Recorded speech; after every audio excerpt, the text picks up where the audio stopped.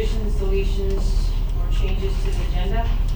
Just like to add one reorganization, Commissioners, please. We can have G1, memorial resolution for Port Palm Beach District Board of Commissioners honoring Bradley Paul Eatman first. Sure. We'll take on the rest of the agenda. Yes, we can. And I will, Yes. Madam Chair, I would like to pull A7 from the consent agenda. Anything else? Okay.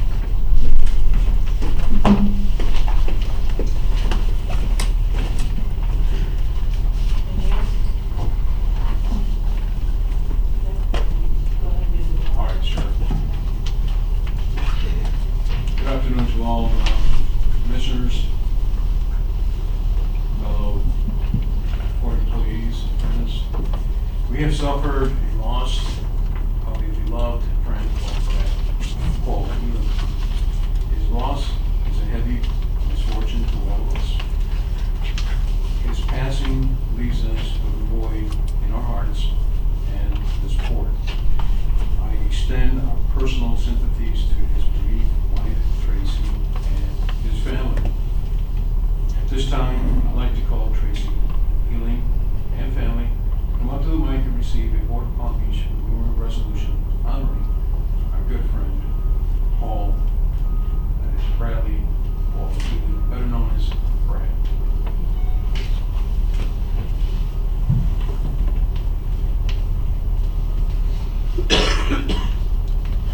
This is on behalf of all of us here at the court. It is a resolution honoring our good friend. He will be missed. Bradley Paul Healing. If you want to say something, please. Thank you so much for all your support and love. I feel it every day that you're all here for me. Thank you so much. Thank you. Thank you.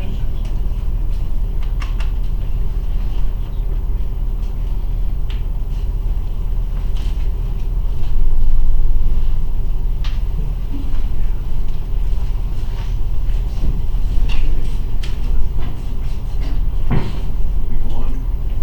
Yes. Somebody wanna make a motion to approve the agenda? So moved. Minus the employees. Second. All in favor? Approval of minutes. Somebody wanna- Second. Second. All in favor?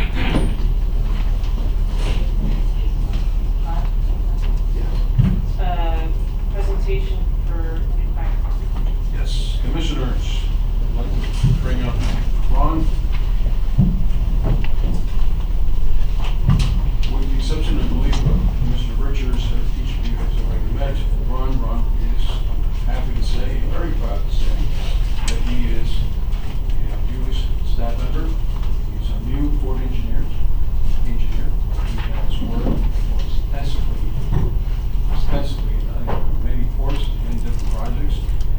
And he brings with him a lot of in-depth knowledge that has already been felt, has already been worked very hard. With that, Ron, you want to say anything to us or the commission?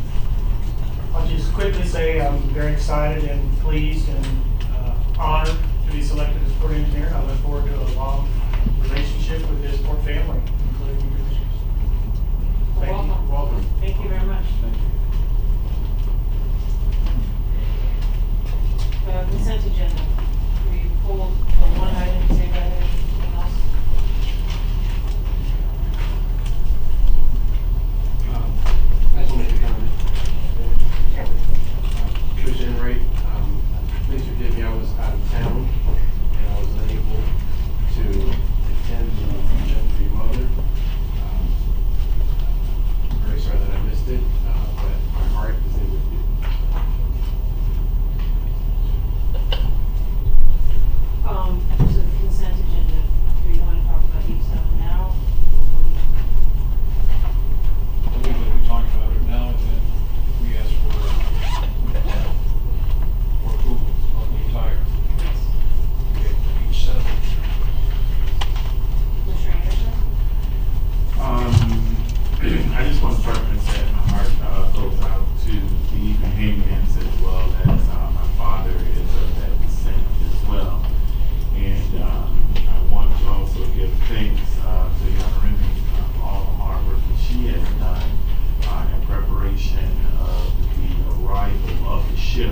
as well as Ken Hearns and others that participated and was there the day of, as well as our chair.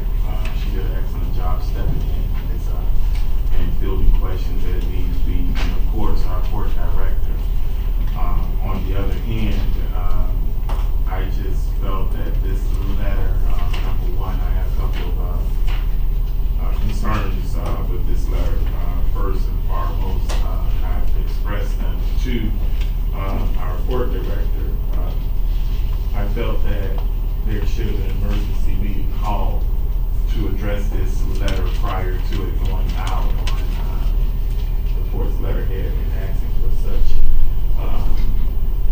I would say, exorbitant amounts and not knowing all the details and not being able to talk about the economical impact that it has to the court and just agreeing that maybe we could have clarified some issues. And number one was the loss of the paragraph, I would say on the second page, paragraph 1, 2, 3, 4, 5, the loss of not having a vessel like the Bahamas Paradise and you being able to ship emergency supplies, and it goes on to indicate certain goods and services that the court would not be reimbursed for. And I just, number one, have a big issue with the $9 million. And reading the articles and other items across, the state of Florida alone, how others chipped in and there was no fee attached or no request for additional funds. People just stepped up to the plate and gave. And I think this should have been discussed prior to going out. And it should have been one voice, behind all of this. It should have came to the board first and foremost. So in light of that, I would like to at least have some type of protocol in place, if there's a policy and procedure in place to make sure that this doesn't happen again. And secondly, I just had some real concerns about the letter and the way it was drafted and the content that was actually into this letter and what financial impact it would leave the court on the 30 days or additional days that it would miss sale. Because it also indicated in there that none of this money would be utilized for those fees. Commissioner Wright? My biggest problem with the letter is that I felt that we should have all been somehow notified in advance. I know that things happen suddenly and a lot of things were going on. It was not that the letter was sent out. My problem is that I had no idea until after Mr. Miller called me and told me that the letter had already been disseminated and sent to everyone. So I just think that we should, there should be a way. We've done this in the past where we've had to call an emergency meeting or the executive director had talked to us or communicated before something like this goes down. It's just that it was not handled the correct way as far as having the chair. It doesn't make any difference who's the chair. Sign something, and other commissioners had no clue and had never seen it. And when we heard about it, it was either the news or else we heard after the fact it was already gone out. So that's my only thing. If something like this occurs again, I'm hoping that the communication between with the commissioners will be better, so we would at least have knowledge and know what's going on before the public gets it. So that's my only concern. And that going forward in the future, to make sure that it happens, because it has in the past. Thank you. Lenny, maybe you can clarify how it came to go out, because my understanding that all the commissioners were notified before it went out. If I may, just before that, I'd like to let each of us know what led to this. On September 7th, those of us who were here at the port, early in the morning, some of us arrived on the Please speak a little louder. Yeah, for some reason it's not showing up. For those of us who were here early in the morning, it was obvious that, we have seen the behemoths had gone through. Simply put, it was an ordeal. It was clear that something needed to be done to support the total devastation of those who remained on the island. At that point, Mr. Pinsky chair, myself, discuss, and Mr. Pinsky volunteered to send a letter to the governor's office explaining the utmost urgency to distribute the letter that requested much needed monies to keep the ship sailing from the port of Palm Beach to carry donated goods. During the discussion about the letter, it was clear, and I made it very clear, that this needs to be ratified. But given the enormous need and urgency, I felt at the time that we had no time to ask for an emergency meeting or any other type of meeting, knowing well that today we would have been able to ratify this letter. Now, there's basically two things that we need to discuss: procedure and content. I would have preferred for all commissioners to have had knowledge of the content of the letter.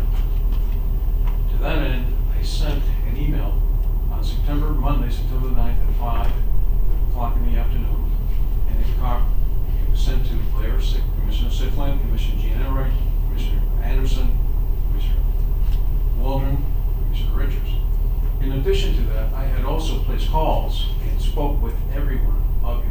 Believe the only one, actually I did, you were out of town, and mentioned there was a letter going out and it was going to be ratified. In fact, Commissioner Enright, you said I would have done the same thing. The following day, when you probably saw the letter, then you had questions on it. Particularly, I remember this like it was yesterday, $9 million. It's too much. It's your words. And I asked you at that point, Commissioner, if you could please call Mr. Pesky, since he's the one who's the author and he knows more about this letter than I do. Now, would I have preferred for this to have come today? Yes, absolutely. So we would avoid this. But more importantly, at the time, I had to simply make a call, and that is, let's send the letter out now, because there's an urgent need behind this letter, as I was told, and the three of us, that is again, Mr. Waldron, Richard, myself, got this letter because the following day we knew that there was going to be a press conference. We needed to get this in front of the governor. Again, we do have procedures, and like you, thinking moving forward, we all know that anything of nature that includes the board, obviously we were going to be trying to have it ratified before it actually was out. But please understand that, again, those who, and in fact, both of you were there.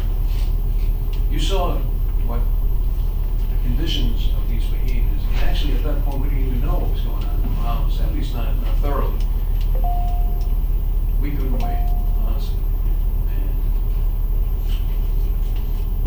it's basically. So you're saying that you did talk to all the other commissioners? I mentioned to the commissioners I called, I told them about the letter, yes. So then everybody was aware?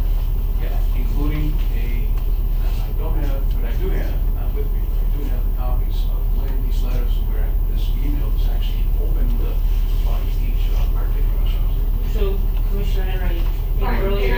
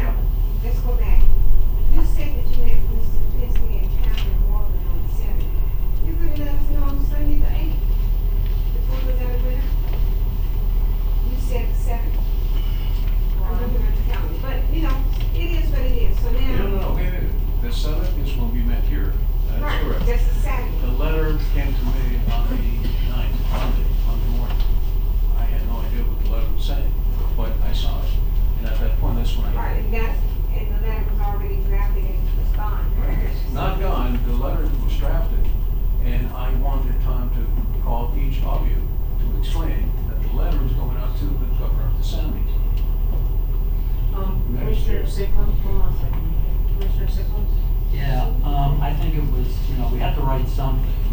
And whether we ask for, 1 million or 9 million, we probably haven't gotten a penny from the state anyway. So, I think it was a good idea to write the letter, we got it out there. We probably figured that we weren't gonna get anything anyway. So I don't think there's any harm done. We had to do something, and we don't have storms like this all the time.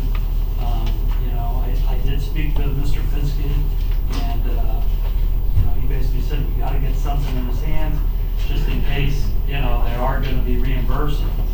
So, if we put 1 million, 5 million, 100 million, more than likely, you probably didn't read it or act on it anyway. It's a shame that the state of Florida couldn't, come up with some support for something like this. But, next time we've learned, we'll probably, Absolutely. if we ever have another storm like that, it probably won't be for a while, but it was kind of, everybody was in, fast mode, so I understand why it happened. The 9 million to me is kind of irrelevant. We could ask for anything. And more than likely, we're gonna get 0. So, that's the way it goes. Madam Chair, Commissioner Anderson. I just a point of clarification, I meant paragraph number 4. None of the funds will be used for docking, parking, or tenant fees usually owed to the Port of Palm Beach for the cruise line. The loss of income to the Port of Palm Beach will be significant, but it can be absorbed. So, in essence, please explain that portion of it, and what is the duration? And does that also call for the additional voyages that will be going to and from the Bahamas? I want to get a point of clarification. Does that retroactive, or is it going forward, or will it continue? What was mentioned at the time, Commissioner, in reference to this letter, is voyages up to that point, meaning the following. If there would have been another sailing, just like they want us, we would not charge, but that basically we're telling the governor, hey, this is our good deed, where's yours? That's what we're looking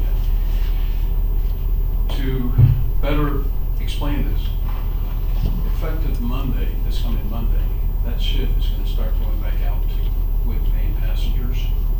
This is done as far as we're concerned. It is no longer going to apply. We're going to be charging them as it was irregular. This was just for the relief. This was just for the humanitarian relief, sort of our donation. That's what we had in mind. Okay, and just for the record, when I did speak with you, I did pose some questions concerning this letter and the amount, and some other things that I think that are inspired around the whole compromise, actually the construction of the letter. But I'll side with my commissioner, Mr. Sickman, on it was at the heat of the moment and trying to get something else. So, but we can learn from this. Anything else? I wasn't going to say anything because we all have different perspectives, but I didn't have an issue with that. That's why we have 5 different people with different perspectives. I didn't have an issue with that. And the good news is after things come out, we get to have this discourse around town, talk about it, we get up, and we get better. So I'm fine. So it's all. Oh, just another question. In the event that there are any, monetary recoupment from these voyages or anything of that nature, none of that money comes to the Port of Palm Beach, correct? Well, as it relates to this ship, Yes. the way I'm seated, or the way it's going to be, is starting Monday, whenever they sail, we're going to be charging them as if it was normal. Up until now, we have not charged. And there's only been one additional voyage that just came back yesterday. Now, I also see that they have also received a 501c, or at least applied for a 501c3. Not the line, I believe that's That's the Bahamas Relief organization. Cruise, that's a separate entity. Okay. It's a separate entity, or? Yeah, they're It's a not separate. really, yeah. Okay, okay. All right.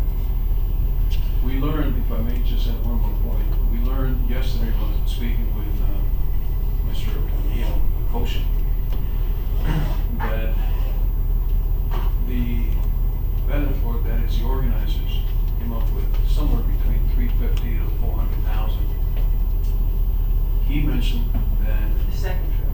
yes, the one we did just recently, and what he mentioned was that they, the line, while in Freeport, they went ahead and fed people that were outside the area, not necessarily those who were inside the port. That plus the additional day they had to stay out. Bottom line is Paul and I heard that the line may be spending an additional $150,000 on top of whatever they were able to get from the organizers in order to accomplish what they did, which is to go out with these 400 volunteers, come back with the same plus the 209 additional or behaviors that they came. So what he basically told us was that pick up the rest. They were there for 3 nights, two nights, and they also helped out Palm Beach County Cares. We were able to direct water up to the northernmost part of the Grand Bahama. He took it up personally to pastor who had 200 people named the water. So, And just one last question, Madam Chair. Where are we as far as any missed sailings? Are we also relieving that $12,000 per missed voyages? What are we doing? When it comes to that, Commissioners, there are two items here. Number one is the classic. We brought that up yesterday during yesterday's meeting. He told us that effective October the 10th, that classic is coming back, and they will start to sail to Nassau. To that point, our calculations have it as they owing us $239,000 for $12,000 per missed sailing. We have some marketing contribution that we're about to send them. It was agreed to, Paul, correct me if I'm wrong, but it was agreed to that we can deduct that amount, and the $168,000 also comes into place. Paul, if you can explain it a little bit better than me, or much better. The total missed sailings for the Classica will amount to about $312,000 the port should collect for missed sailings. To date, through the middle of this month, it was about $168,000. Last month, the board approved an adjustment for them whereby they would pay the $312,000, but it would be spread over 6 months, starting October, plus a 1/16th month. There was also a caveat that if they put the passengers on the Celebration, that there would be a reduction in the $312,000. We see that's not going to happen. We met with Mr. O'Neill, and basically he had said that while he appreciates the 6 months, it may not be enough. He might look for a longer payback period. We are basically holding back his marketing contribution until he makes a decision.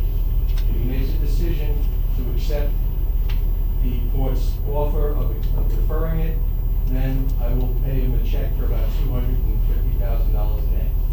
If in fact he chooses not to accept the deferral, I will net the Classica against it of $168,000 and send him a much smaller check for about $40,000 or $50,000. So we will collect from it by netting it against the marketing contribution. Now that is from the Classica, correct? Correct. What about the Celebration? Celebration, once I get direction as to what to charge, I'll be glad to, whether it's $12,000, whether it's the board's pleasure not to charge anything, just need direction on that.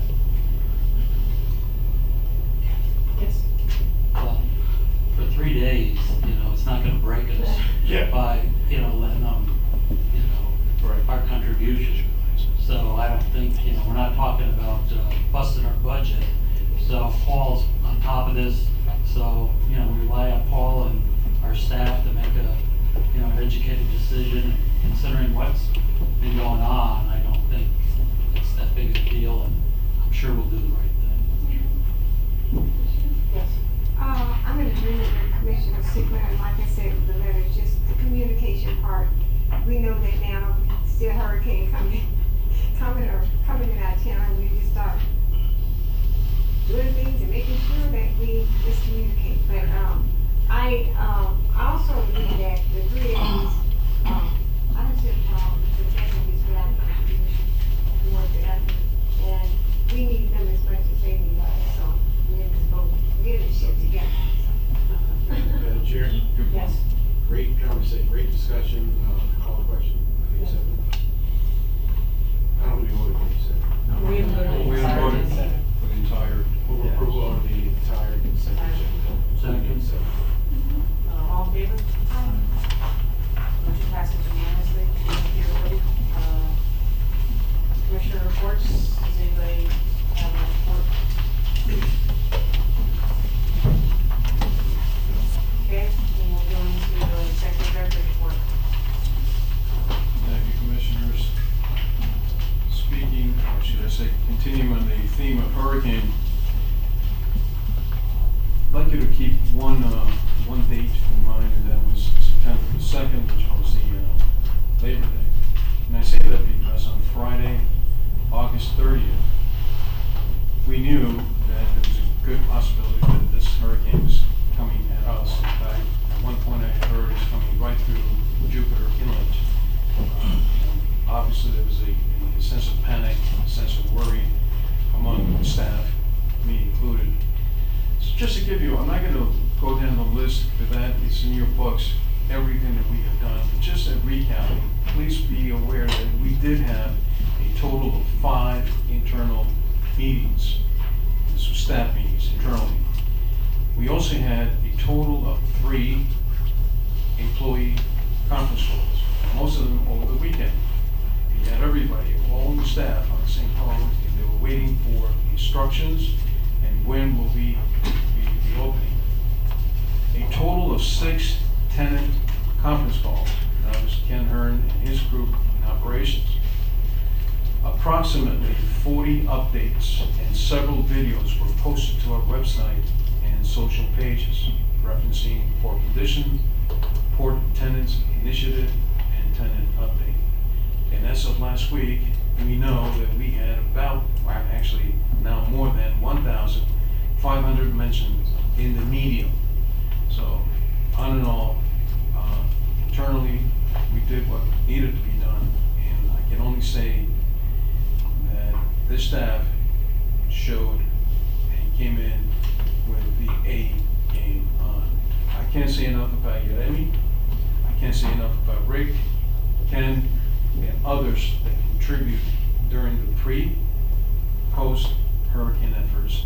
And as early as yesterday, we were still out here doing what needed to be done from port staff to make sure that everything related to this ship, volunteers, and those behemoths that came were done in the utmost professional manner, and there's no concern with that. But I'm here to tell you that I'm very, very proud of staff, particularly what they did in order to keep our name as professionally as we could.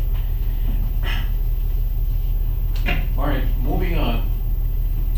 Back on August 21st, our tenant Heavy Lift Service Incorporated, in conjunction with McCully Marine Service, handled the delivery and placement of 18 artificial concrete mermaids and abstract coral reefs, which will be located 2 miles southeast of Lake Worth Inlet.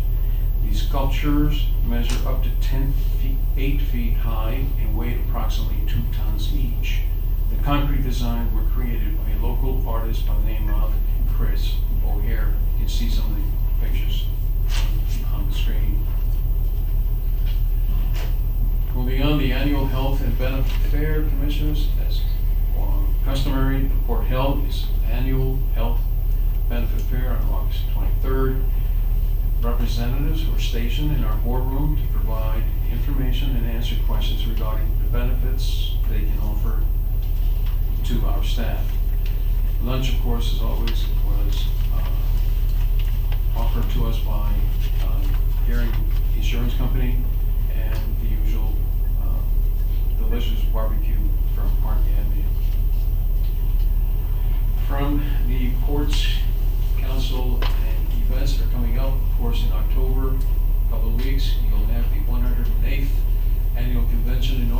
Virginia.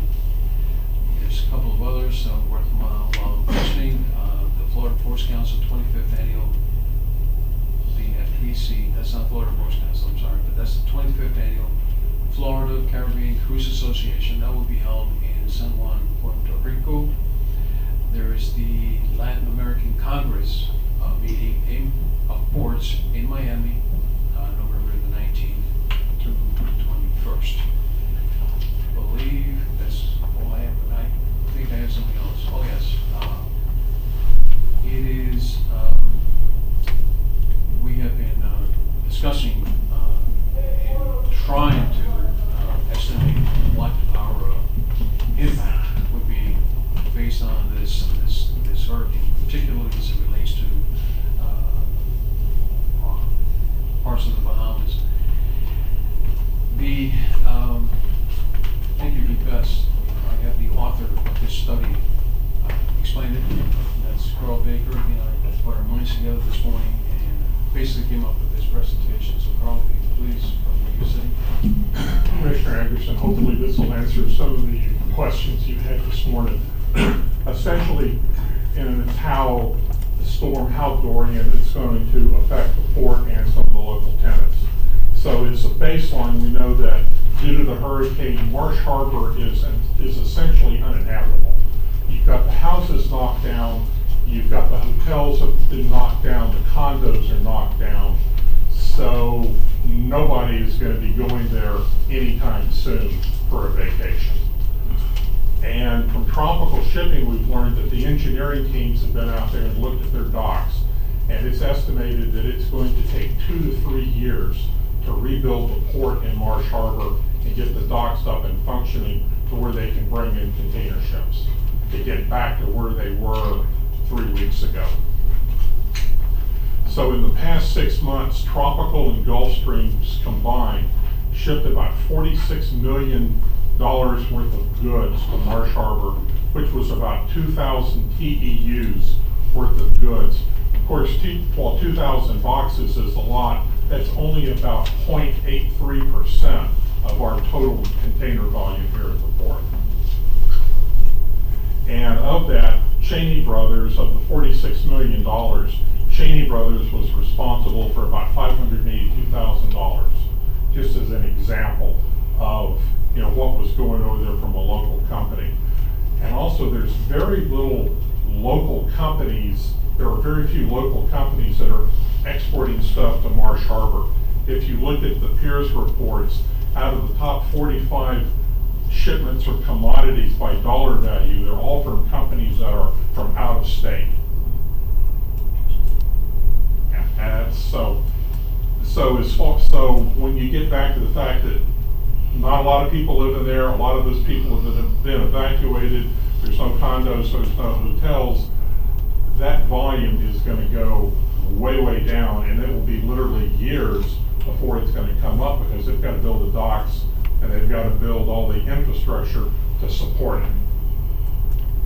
If you move on to Freeport and Grand Bahama Island, of course the eastern end of the island really got hammered, but the Freeport side, the western half, is apparently, it functions. There's a lot of generators and blue tarps, but it's not the total devastation that Marsh Harbor has. And again, in the past 6 months, Tropical Shipping moved $88 million, which was about 2,600 TEUs into Freeport. And again, that's only about 0.93% of the port's total TEU count for stuff going over. And of that 88 million, $17 million was food, and Cheney Brothers was about 1.1 million in the last 6 months. So that number should stay reasonably stable. Because again, the Grand Celebration is going back to Freeport next week. All of those people have got to eat, the tourists that are over there. So that number is going to, will stay pretty stable. And just to give you an idea of what reconstruction might look like, Hurricane Maria, totally devastated Puerto Rico. If you look at the stuff that was shipped out of the port of Jacksonville to rebuild Puerto Rico in the 6 months prior to the hurricane, they shipped out about $5.6 billion into Puerto Rico.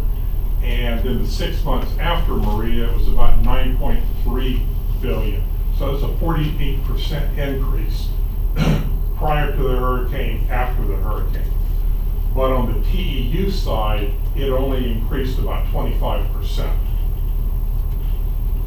So that should give you, again, an idea of how construction may go. And again, they've got a, you know, at least in Puerto Rico, the docks and the ports were still there, unlike Marsh Harbor. Do you assume, are we to assume that the rebuild effect will more than offset the decrease in the tropical shipments to Marsh? No, because they're not gonna, tropical I just is, meant the Bahamas in general, not just. the Bahamas in general, Right. again, Nassau is good, everything south is Would there good. be an uptick in the Freeport and Nassau for some of these rebuilds, right?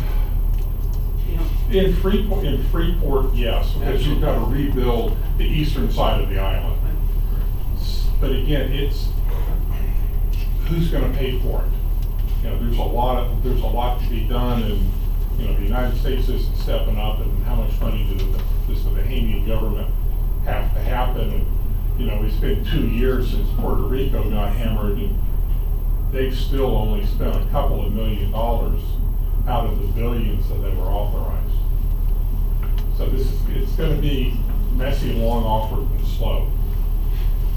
Reducing that to us, the Duke Topsail, the Diaz family, they're telling us that they still do not know if Marsh Harbor's is navigational. In other words, they don't know if there's any containers or obstructions in the water. And that was as of yesterday. They still didn't know.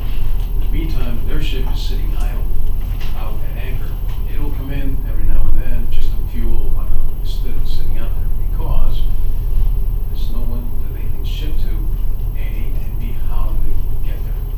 Once that happens, then this is going to be a slow process to rebuild. In the long run, to answer your question, Commissioner, I think we're going to see a spike in overall volumes, but that's going to be a very slow time frame. Madam Chair?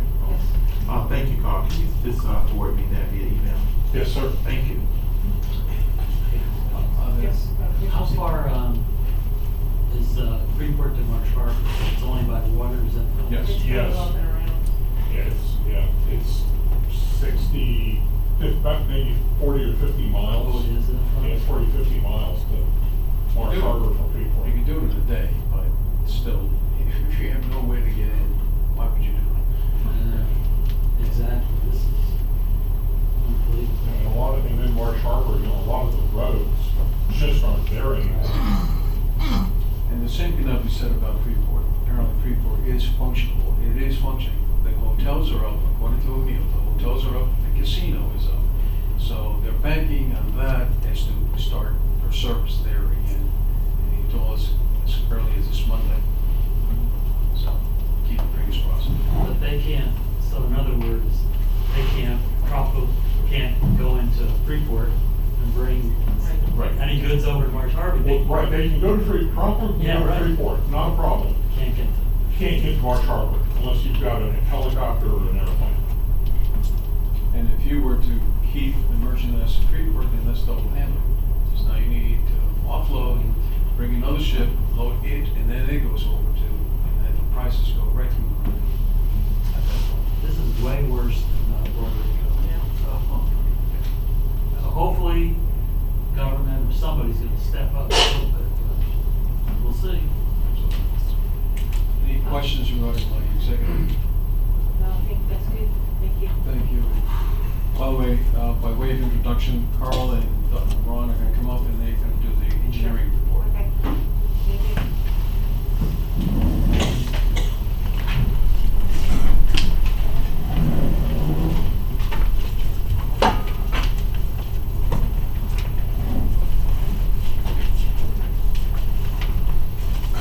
Commissioners, we feel that it wouldn't have been fair to throw Ron to the wolves here without at least first having him get an opportunity to see how things work.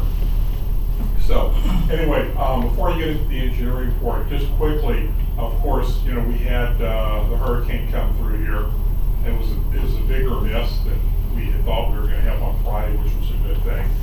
But on Tuesday morning, right after the storm passed, there was all the senior staff was in here. Ron was in here, and he wasn't even scheduled to be an employee for another week. So we went out and did a big survey of the port and looked around, and there was no damage at all. Just nothing. Boy, that's awful jerky. There we go. Yeah, nothing was out of place. Everything was fine. There was one small leak in the building where we always have a small leak.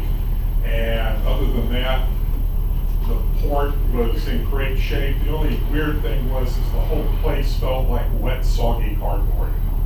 The whole port, but nonetheless. I have a question. Yes.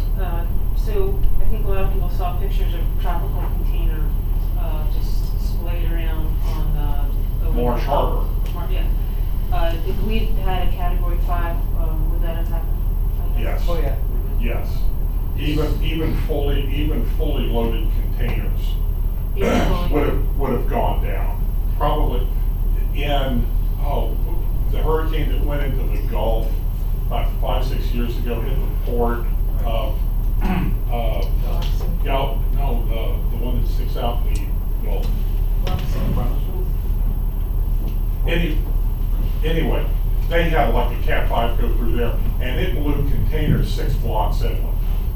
So, okay, under that. Gulfport, yes, thank you. Port of Gulfport. They had containers smashing into houses 6 blocks from the Gulf. Well, wait, I just have a question. So, stone rocks, Mixed metal. thank you, mixed metal. Mixed metal. I mean, that wouldn't have. With Dorian, when they came through, there was nothing out of place. No, but I mean, if a Cat 5 had hit, that would have. Cat, You can't really protect from a Cat 5, is that what you're saying? yes, in a Cat 5, all bets are off. If I may, I mean, excuse me, in a Cat 5, we would not be sitting here, this building wouldn't be here in a Cat 5.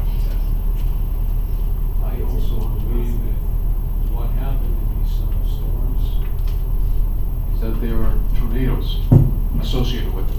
And that may be the reason why we saw so many containers, Duke, as well as tropical containers on its side. And most of the damage that was created is going to happen here. Well, we took all the precautions we can, as it normally does, which is up on top, we will put a mesh. On top of it, there will be a huge block, I mean huge, to keep everything down, and then he surrounds the container yard, or his yard. Thanks. Put containers around the north side, which really blocks it in from the wind. And also recognize that a lot of the damage is due to storm surge. Moving water has an order of magnitude more force than moving air. So moving into the MOB demolition, a little update. This is, the project picture you've been used to. Right now, we are on hold because of Florida Power and Light. The contractor got everything done that they could do, and they were 37 days ahead of schedule. And now we have been waiting for the last approximately 5 weeks for Florida Power and Light to come out and pull these power poles out so that the contractor can come back and finish off the project, which should only take them approximately 21 days to finish once these poles are pulled. We have been nagging FP&L incessantly the entire time, and the update Ron got today was that we have now percolated up to the top of their to-do list. So, We're cautiously optimistic. but the land has not been gone completely unused. With the permission of the contractor, West Construction, we got permission for Tropical to temporarily store some of their relief supply trailers and equipment on that land before it was all loaded on their ships and sent over to the Bahamas. So you can again, you can see West Construction was 37 days ahead. And again, we percolated up to the top of their to-do list to get those poles out. And again, 21 days after that, the project will be completed. The Berth 1 bulkhead, an aerial of the picture. Since that was taken, they've put in some more sheet pile to the south. They've only got 3 piles. Approximately 3 pairs of sheets left. And they'll be completed. You can see on the right the picture of the crane putting in some of the last that got us down to 3. That picture was taken on Tuesday. And right now they're out there putting in the tieback systems to hold the bulkhead into the ground to make sure nothing goes anywhere else. So that's happening right now. And so the contractor, Johnson Brothers, estimates that substantial completion is going to occur on December the 12th. The project must, by contract, the project must be substantially complete by January 2020, or Johnson Brothers will incur liquidated damages of $5,700 a day. So you can say they are highly motivated to meet that date. Are there any questions? Any questions? Thank you, and welcome again. Thank you very much. Thank you. I got one free one. Mr. Finsky.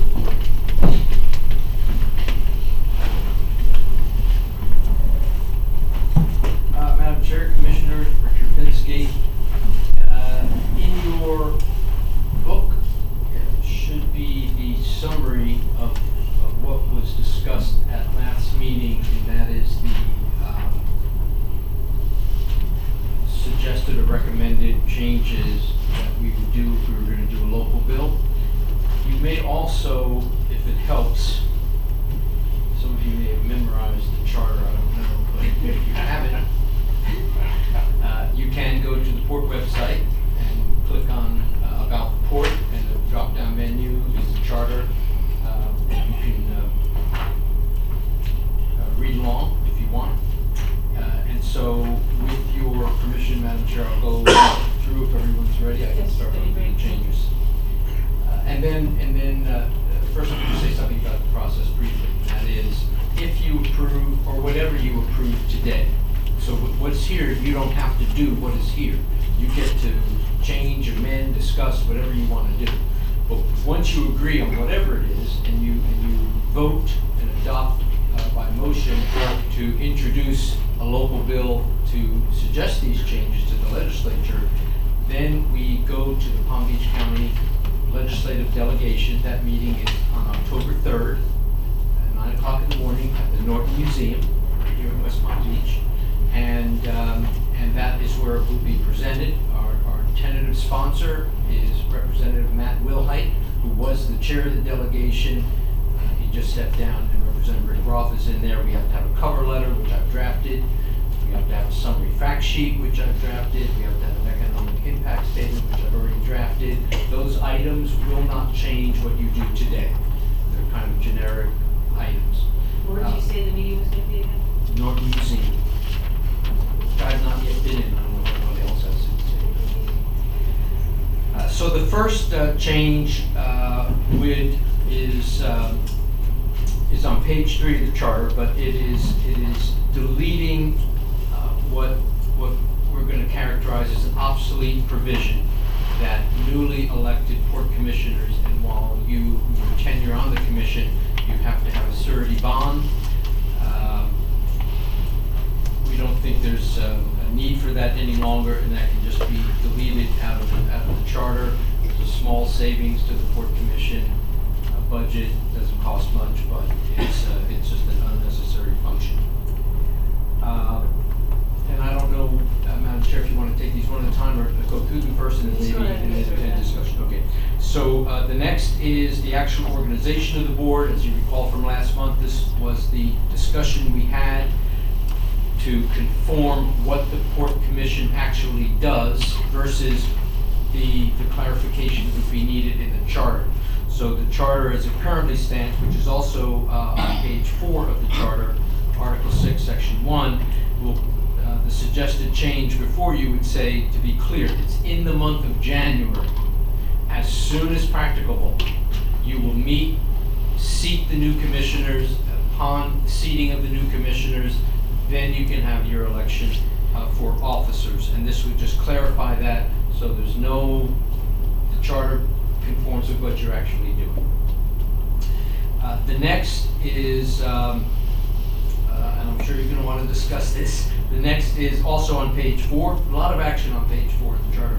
Article 6, section 3, currently the salary is $9,500. It's been that way since 1999. For those new members of the Port Commission, Commissioner Anderson, I'm looking at you.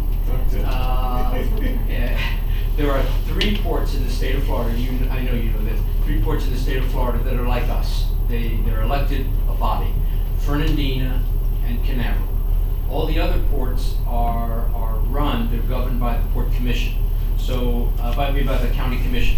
So all the counties that have a port, the County Commission votes for their own salary. The other 2 ports, Fernandina and Cape Canaveral, they also govern themselves according to the charter. So you could say, truthfully, that the Port of Palm Beach is the only governing body of a port that has to go to the Florida legislature to set its salary. And so that unfairness needs to be corrected in the port charter. So whether you want to leave it at $9,500 and only put in the element that says, but you control it from here on.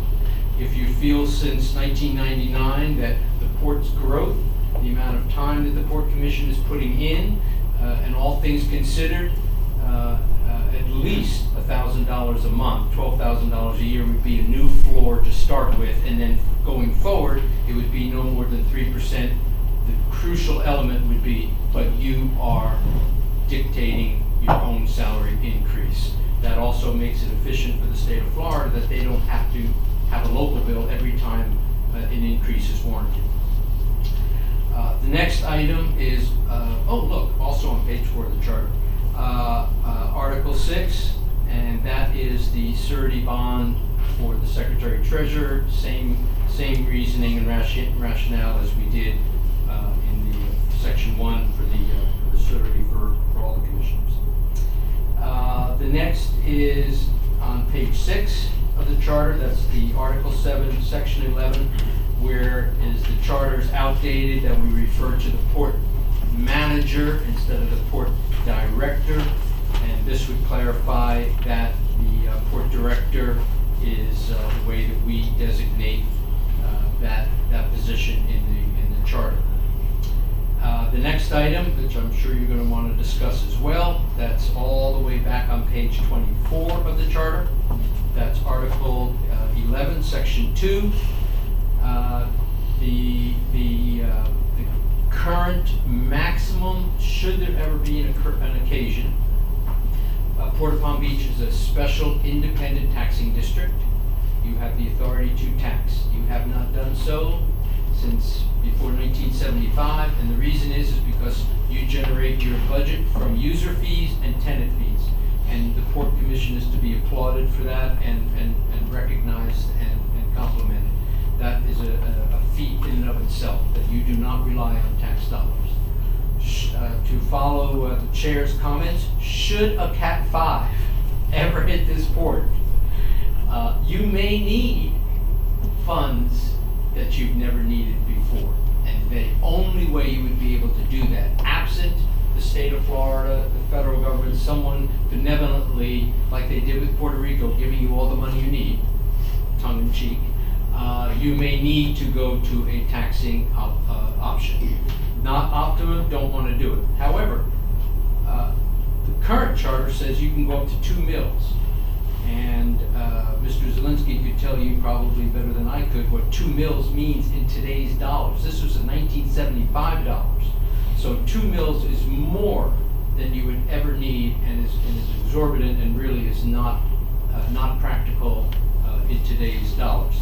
So we're suggesting perhaps capping the most you could ever do at 1/4 of a mil. And I believe Mr. Zielinski entity that's somewhere around 18 to $20 million in value. There's a $72 billion tax base that's in our district. 0.25 mils would generate 18,175,000 per annum. Now, the lowest you could ever go by state law would be 1/10 of a mil, which would be around $7 million. 7.3. Okay, so that's an option that you have before you today. The only suggestion that I'd made to Director Almira was maybe we start at $0.25 mil, and if we have to, we can always go down, but you could start at the floor and go from there. The other item is the $200,000 cap. In 1975, $200,000 cap made sense. Which was less, 2 mils or 200,000. In today's dollars, that makes no sense. Now, you could leave $0.25 mil and then put a similar cap, but I think by reducing the millage, there's no need to have a cap any longer. You've already done it by reducing your millage down to a quarter or 10. So that's the suggested change there. Finally, Commissioner Fletcher. oh, I'm sorry. Thank you, Madam Chair. So, when I look at our annual budget, it's in the range of 16, 17 now, 19. It's $2 million. So, if we were to suggest $0.25 mil, that's equivalent to our entire budget. That we could, three of us would say, hey, let's double our revenue for the year. And I can see various bodies, we could do that. If it passes, it's within our power to do that. And I can see certain people doing that right now. But I like you were discussing when this was last updated, the cap was 200. 200,000. So what was any idea what our annual budget was back then? Great question. You may not know it now, but it's something we want to know. Ask the gentleman to the left. You want to know something? Probably 2 or 3. So it's, when I go back and I look at the gross income, if we did 3% per year since 1999, 1.03 is the 20th power, it's not 9,500, gives you $17,000. Right. If we suggest 12,000, we're significantly below that. It makes sense, I would think, to be able to relate to something in the past. When I see 18 million, I do think many people in the county would have problems with that. That I can make, because we could essentially double our annual revenue, our gross revenues, whenever we so choose, for very important reasons, of course. But I think we should try to figure out what was our, are we consistent where we were in 99, or is this totally different? I'm going to tell you, there'll be a lot of pushback, and I would be shocked beyond belief if our delegation in the state would pass a millage rate of 0.25. That might derail everything. That's an important thing for Richard to find out. Of course, we're doing this, the main reason is because of the hurricane, and we just think that if that ever happened, and if we did the $0.25%, it would only be $75 a homeowner. And it's not a lot of money, and I think we're all pretty clear that we're never gonna really tax, but if we ever did get a Cat 5, we can't really rely on the state or the federal government to, come and bail us out. So, I think we've got a legitimate reason for putting it in. But you would probably know best if there's gonna be any, backlash about putting this in or what amount. Let me just bring it back forward, if I may. So Blair, I heard the rationale, and I looked for verbiage in there that maybe I missed. I didn't see any verbiage in there that said this should primarily be used in exigent circumstances. Of course, that would not limit us, but if we're going to actually say that, I heard it a minute ago, I heard it again. If that's our primary reason, So, then you may want to, and we may want to say that, if that is our primary reason. If it's not, let's not say it. Let's be prepared for people to say, are you gonna be fulfill your budget in 1 year? And I think, so I do want to hear from Richard, I cut you off, Richard. Do we think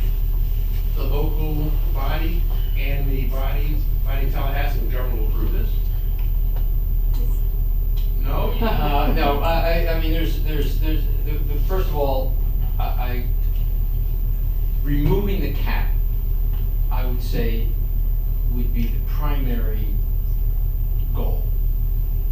And so if you could reduce it to, let's say, $1 million a year, whatever we could do, but removing the cap, that cap makes our taxing authority unusable. Correct. We might as well not have a taxing authority. So really, the equation is, what is it gonna take to get the legislature to say, okay, we're gonna take our foot off your neck? And I agree, that should be the question. That is the correct question. Right. So, is that 1/10 of a mil, which is the lowest we can go? I think that can be argued, but, Mr. Commissioner, if you will look if you're on page 24, it does proscribe the reason that you get to do this. So it says the assessment for $200,000 in each year to pay cost of operation, maintenance, and other purposes of the district authorized and prescribed by this charter. That means anything you want to do. So if you do want to get at what you are suggesting, pick that equation that gets their foot off our neck, 1/10 of a mil, 1/4 of a mil, and then perhaps the caveat, the same way we're putting the caveat of no more than 3%, you may want to say, but we only use it for, and amend that sentence. Commissioner Enright. I just want to say, I understand Commissioner Richards' point, and I would like to just say, hey, let's cut the chase and just go down to the facts. If there's a catastrophic event, hurricane or whatever, I think we need to say it. Then this will be the only time possible. Or, I just have a problem that people are gonna say, hey, you're not gonna make so much money, and then you're going to this, you can use it for this and this. I think we need to tag down and say catastrophic event, hurricane, tornado, however, but not that we are able to use this money to deal with the house. And then the second thing, I would like for us, the total budget, the $18 million, I would like for us to take some of it off, maybe have it a tenth or maybe half of it, just lower it a little, but I think we should have a rationale, come up with some words and reasoning for doing this, not, I don't like the maintenance and stuff, that's my point of view, okay? Well, according to what you were saying, it's 200,000 was 10% of the budget back in 1975. Well, no, somebody threw that out. Oh, was that accurate? No. Throw it out. But now, If I may, Madam Chair, Richard, every 5 seconds, please. Redeal. Every time we have this discussion, I really want to go back to Krinsky's statement about, Richard, what was the statement again that you made that I said, let's always keep that in mind? Chances of success? I don't. We're both over 50. Yeah, so. But I don't want to discuss pie in the sky. I'm not a fan of striking out often. I don't like striking out. So whatever we do, it needs to be reasonable with a good likelihood of success. Sorry. Commissioner Anderson. This is something that, in our previous dialogue among the council, but, first and foremost, I guess one of my first questions, and you don't have to answer now, but has this, ran across the desk of the Palm Beach County Property Appraisal? Dorothy Jack says, she had any input in this, and that would be one. Number two, the current way this is set up, there's currently no millage rate design that she has in her apparatus in order to, even if we were to tax as of the way the language is written now, correct? $72 billion, there was a millage rate small enough that would only get us $200,000. The mechanism would not work. And my next point is, what is the economic impact that the port has on Palm Beach County?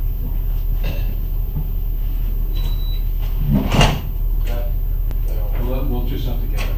I'm just throw a number out there. We had that. We have economic impact on Palm Beach County. That the port has. I remember that number. I use that number all I the time. want to say it was like 200 and something million, or It's more than that, I think. If you start, Because it's a region. if you start talking, the cruise lines the cruise line is, well, nowadays cruise line wasn't what it was, you know, let me back up. With 2 ships running like they were last year, you're talking over $100 million a year impact just on the 2 cruise ships. So, and the reason why I asked that question is, the way I'm looking at this here, if a category 5 came through this, and we would be devastated, and the economic impact would be almost, like you say, 200 or 250, 300 million. 18 million is peanuts in order to make sure that we have something in place in case we use it. And if I'm not mistaken, there's also a resolution that we're going to be voted on now that we're not going to tax, correct? Yes, that's the last one. So, and I think with that, coupled with this, I think, any reasonable individual would say they're planning for the future just in case this does happen, but they've also shown a good faith. And if we have not taxed since 1970, 1975. So I think, and just my common rationale, I would be comfortable with leaving this as is, and this is just a safeguard, a safety need thing. 200,000 or? Point, well, the FD recommendation. Madam Chair? Yes. I have no problem with that. The only thing I would like to do is work on the language. For example, when you have operation or maintenance and other purpose, you should have another little header, comma, in the event of a catastrophic or wherever, something by nature or whatever occurs. With these funds, will we only levy taxes? I think that you need to just take this sentence and put, where is it? Maintenance and other purposes of the district authorized and received by the charter in the event of catastrophic event or whatever. If we could just add 1 or 2 little sentences onto that, I think it'll go. But just not leave it out there that at any time we can just do it. That's my concern. Commissioner Sickman. Yeah, I don't think we could do that, what Commissioner Henry is asking for. I mean, I feel the same way, but there's so many things that could happen besides a hurricane. There's numerous. So I think our best bet is to let Richard, lobby, talk, whatever you have to do to find out what the feeling is, and then we'd have a better idea if we think this is gonna fly. I mean, now we can put anything we want in here, but I think we need to do our due diligence and see if it's gonna fly. And, like I say, hopefully it will, and maybe we'll know in the next month or so.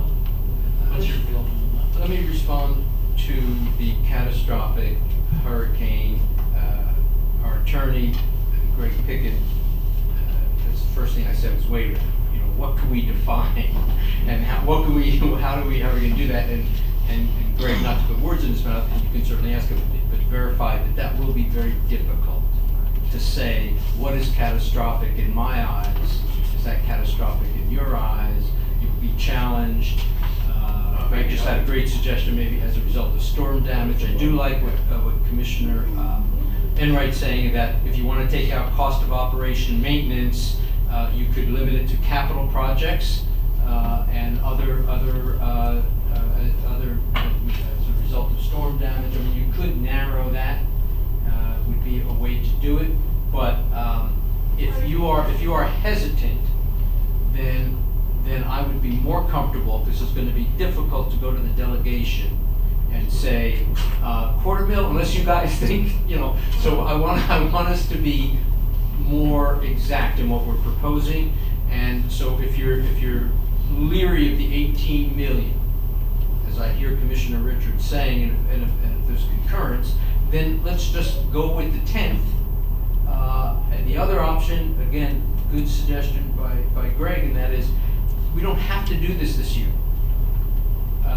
Again, the goal is to eventually get out from under that $200,000 cap. So if we go for everything else, it's my long-term employment relief plan. We come back next year, we do another bill. I will keep doing this for you. So we don't have to do it this year. If you want to, these were just suggestions about how to move forward. Okay, Commissioner Anderson? I'm a little leery about leaving it out due to the fact of, every year we're starting to see, just, acts of nature get more and more aggressively, and, we were spared. I mean, let's be honest. I mean, we've had a couple of, hurricanes out there that basically missed us. So I don't think it would be from a fiduciary standpoint, responsible of us to leave this out. I think we should shoot for the stars, and so be it. But, just to sit up here and kind of wonder what if, we could do that and kick that, political football back and forth.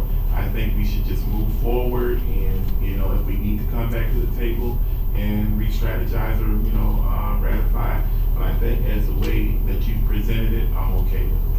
Commissioner Sigmund? Did you have something? No. Okay. Commissioner, Maybe I used the wrong word. Can we say act of nature and then put in parentheses hurricane, tornado, stuff like that? And no, well, you can say act of Mother Nature. In parentheses, it said hurricane, tornado. It can be a sinkhole or whatever. But I would like to see a justification or reasons, not that we can just use it. Also, I would like for us, maybe if we feel a little uncomfortable, it's our whole budget 18 meeting, slide it down a little, is that 10 or 15? Commissioner, Just some ideas.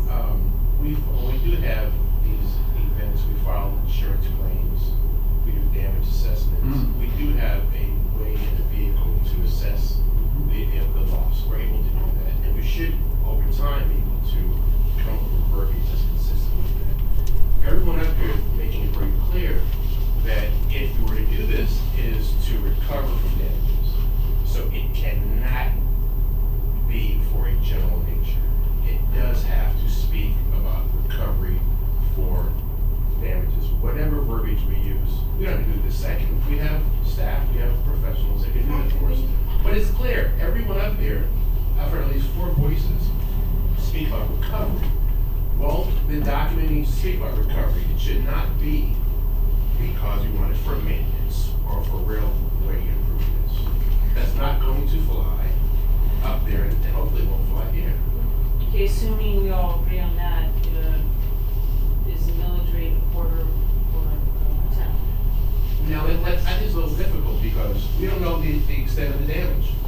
So this is not going to be, I don't think we related to our annual income once again, and that shouldn't be the justification.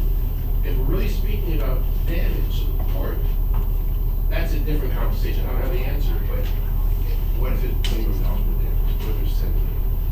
So we probably need to have rate in there, right? Well, actually, Greg just made a good suggestion. It could be uninsured loss, would be another phrase you could use. I also don't want to limit, should you have a capital project, purchase of land, anything you may want to do that you don't have the funds for, that I think eliminating operation and maintenance, but if you want it to only be for loss as a result of whatever, then perhaps using the term uninsured. I do. I want to do it.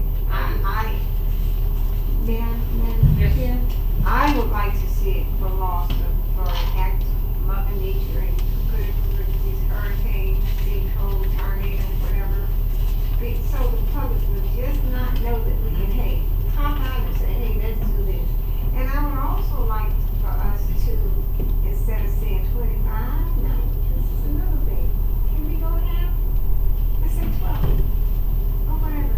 But I want the public to know we're not just asking for money to get us out of a hole or something. Commissioner Sigmund? When do we have to finalize this?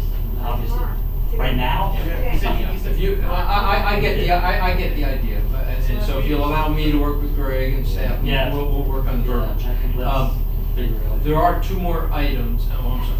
Well, yeah, I did hear you. You have to go early October. This is the last meeting. But how, and in light of the earlier conversations, how are we going to be able to ratify it? In other words, next week, you come up with the verbiage that you feel very good about. You can't canvass the board. That's not proper. So, do we have a meeting? Special meeting. I think so, guys. I think so, consistent with my colleagues' comments.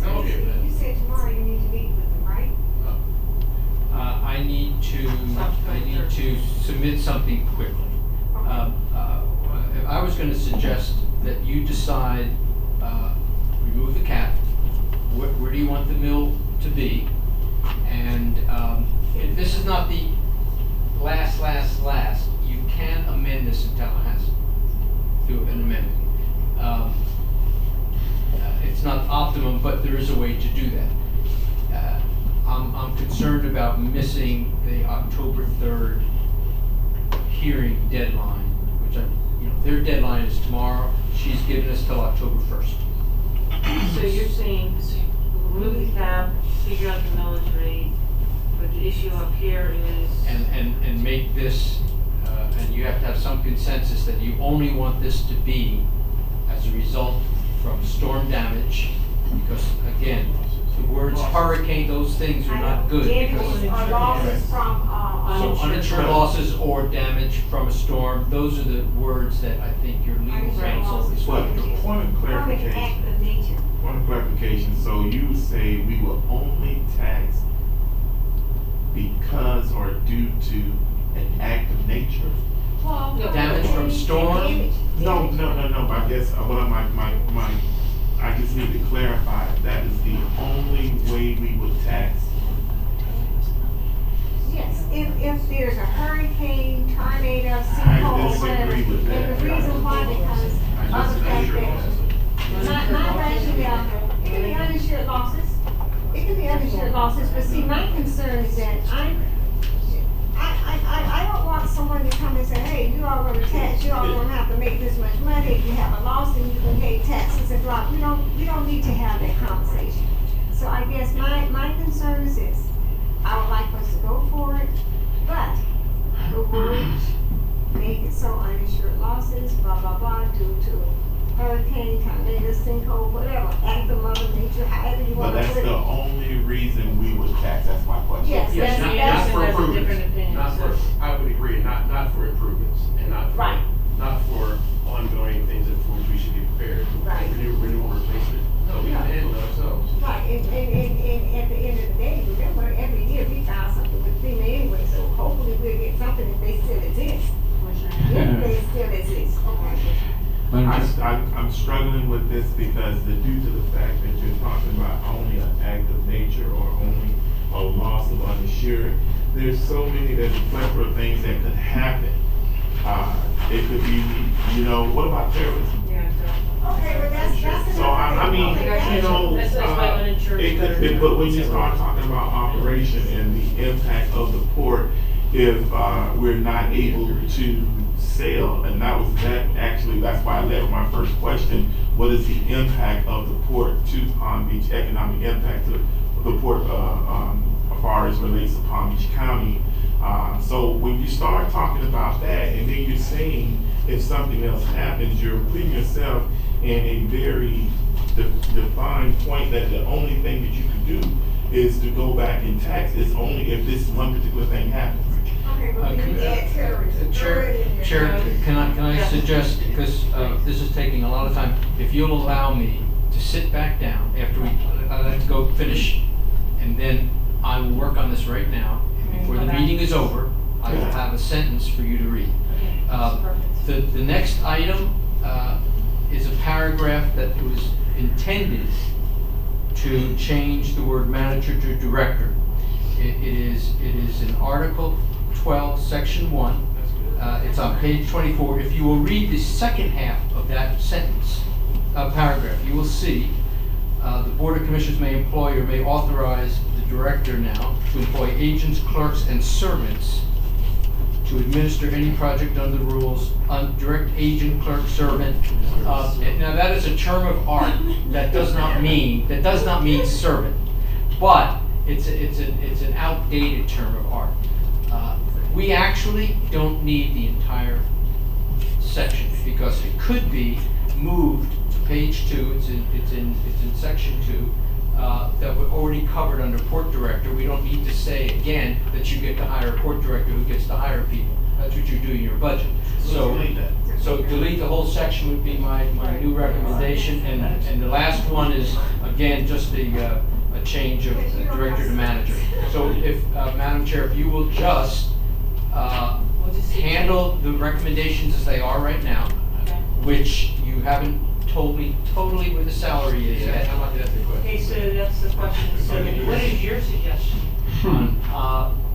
On the salary, Yeah, like what do you think? I think it's perfectly reasonable the way it was suggested to you today, which was $12,000. That's $1,000 a month.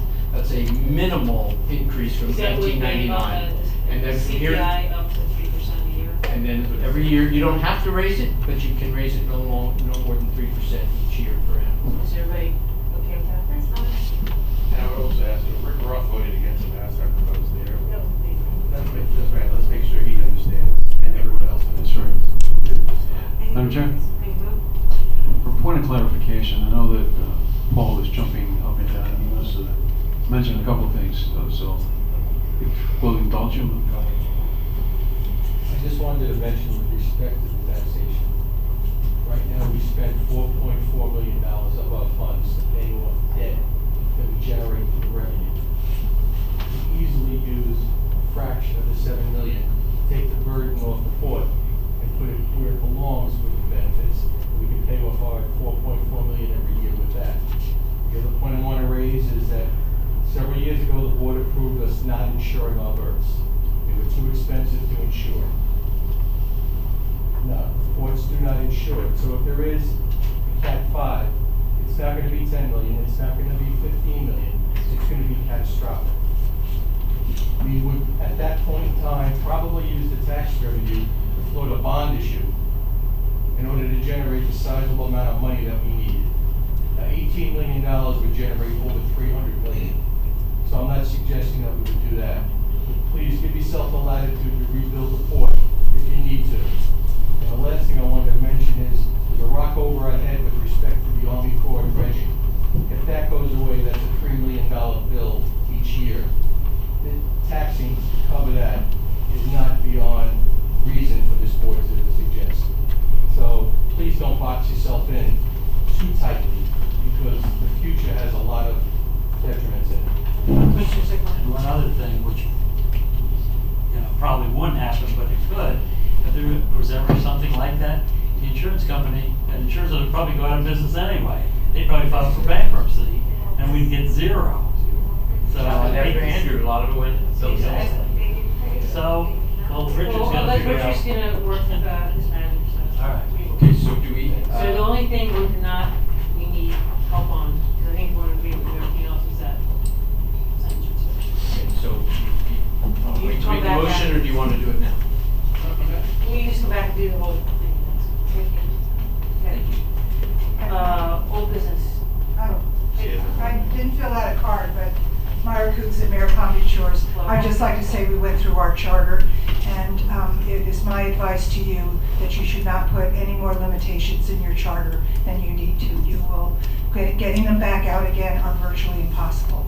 So you need to leave yourself as much flexibility as you can going forward. I would like to support what was just said here before. That's your constitution, and you should leave yourself latitude. Thank you, Mayor. Richard's going to J1. You're not on that thing. Good afternoon, Commissioners. Pursuant to direction from the board at the August meeting, board staff member Jonathan Evans, city manager Riviera Beach, and his staff concerning Peanut Island on Thursday, August 15th. At this meeting, all relevant information was provided to Mr. Evans, and all his questions were answered to the best of our ability. Mr. Evans also inquired about the possibility of tours for the city council members, and board staff has expressed that we are more than happy to accommodate upon request. Board staff is also aware of a follow-up meeting that Mr. Evans had with Palm Beach County's Bernini Baker as well as Eric Hall on Friday, September 13th for a clear understanding of code restrictions for use of the island. A workshop with the City of Riviera Beach and the Port Commission is scheduled for Monday, September 30th at 6 p.m.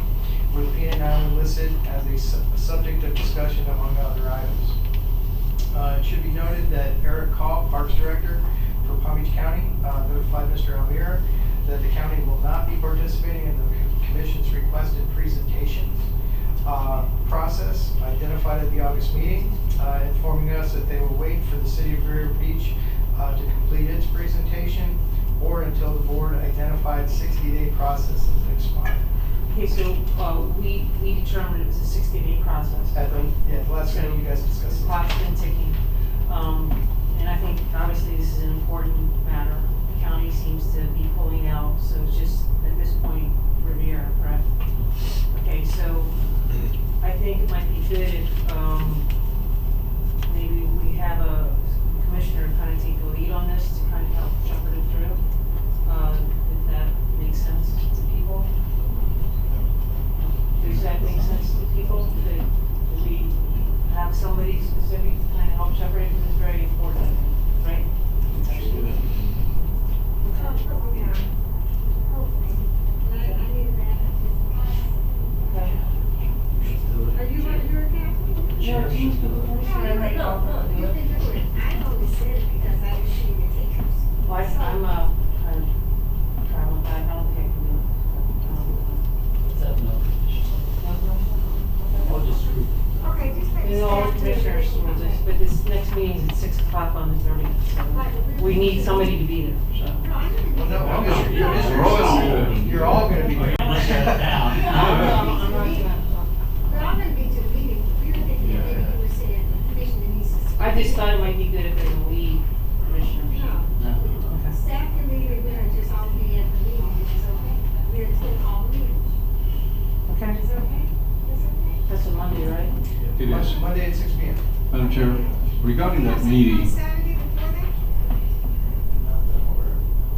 I received an email saying something on the 28th, and something on the 30th, talk to me. Actually, the meeting you're speaking of at the workshop that the city council is having has actually been pushed to October 5th. that was the budget workshop. Yeah, where they were gonna discuss it. So we have as well. one meeting. What was with gonna be on the Saturday?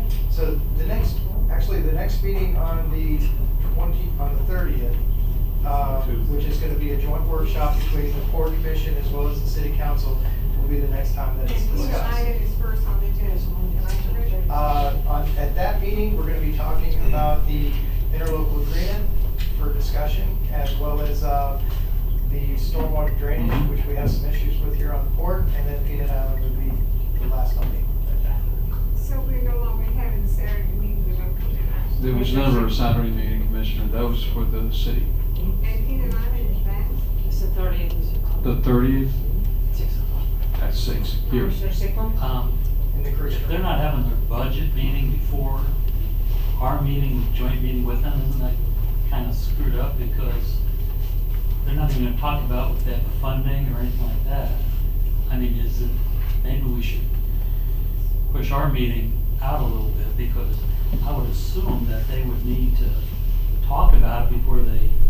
Commissioner, if I may, it's been quite of a challenge to get both bodies involved. And I fear that if we push this back, we may not get it until more than that, certainly that 60 days, the clock is ticking. Strongly encourage that we're here on the 30th. To that end, I do have a question.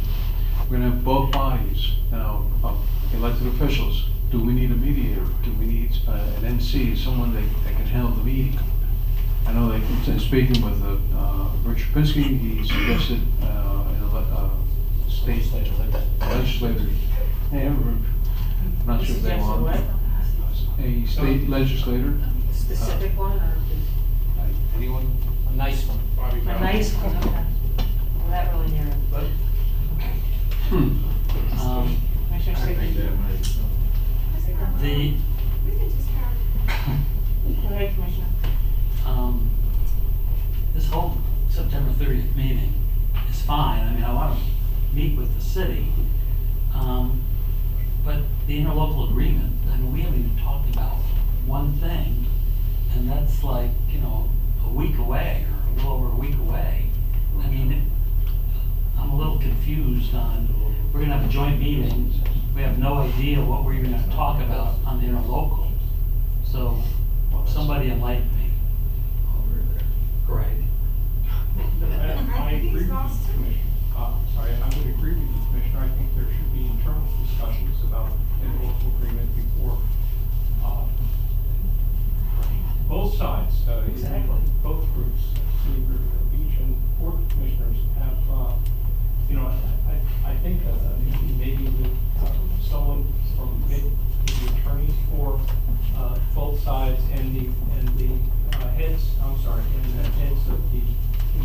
mayor and, or whoever would, the city of Riviera Beach would think would appropriate, and our executive director and whatever staff he'd like to bring sit. And first we talk about it internally, and then we sit and go over, because there are a lot of legal fine points. There are things in the interlocal agreement that are just not enforceable anymore because the statutes have overtaken them over time. And if those things come up in the course of a meeting, that can lead to, the people being unhappy at the Exactly. meeting because they may not have realized these things in advance. We need to push this meeting. Otherwise, I mean, it's fine to have them as a social event, but to actually get something done, I don't, Well, see how this there's can work. a time frame here for including Peanut Island issue, right? So Well, the 60 days clock was set by Yes. this Right. board, so this board can change that 60-day clock if you so desire. Right. Well, I mean, it's been going on forever, yes. Madam Chair, I would like to see us on the 30th discuss Peanut Island, point blank. Get that together. Let's talk about Peanut Island, try to get that together, out the way, because we have the clock that's ticking.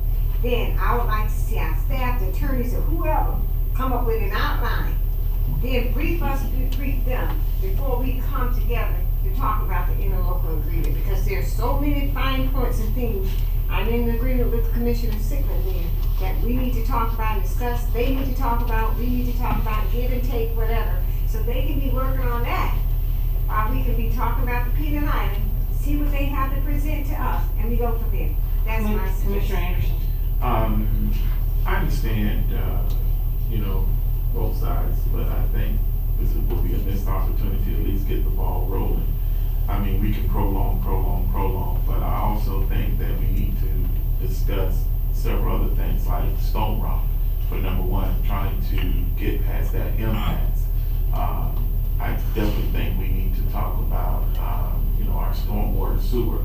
So, I mean, at least we get the ball rolling, and correct me if I'm wrong, our attorney will be present as well. Yeah. So, I mean, anything that we can take away and we can reconvene after, it doesn't have to be a long drawn out, but we can at least touch on these areas and at least get the ball rolling.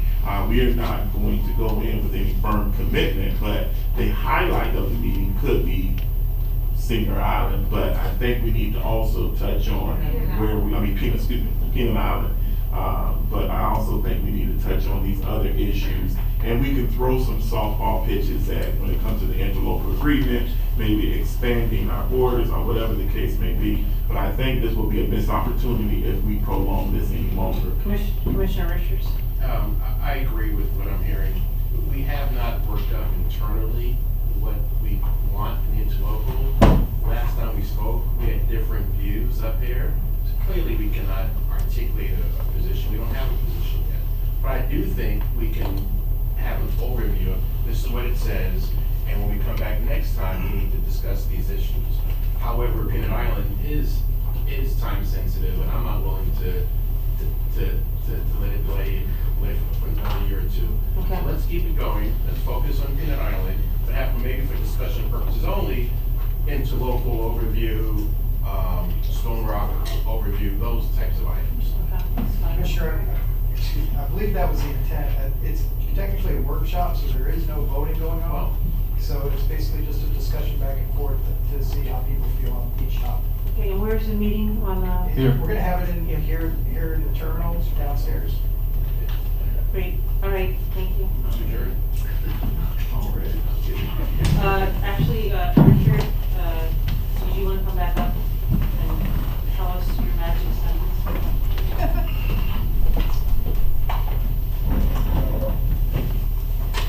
Madam Chair, Commissioners, in discussing with your legal counsel, we went back and forth on different phrases, and there's a reason why he's our legal counsel, because he challenged every phrase and found holes in every single one that he could drive trucks through. So at the conclusion is the charter is pretty good the way it is. Even if you took out the word operation and maintenance, other purposes of the charter has operation and maintenance in it. So there's really no really no plus or upside of trying to limit, restrict, particularly since you've heard all the things from terrorism to loss of ability to ensure. There's just too wide of a berth, no pun intended, but it's just too wide of a hole to try to fill with verbiage. I'm going to let Greg just speak to it just momentarily, but the recommendation is going to be to leave it as presented. First of all, We change, we leave the sentence, but, the way I present, the way but it's the presented. village, okay. Just leave it the way it is. I'm sure we've all heard from lawyers in the past, well, a word like reasonable is a problem.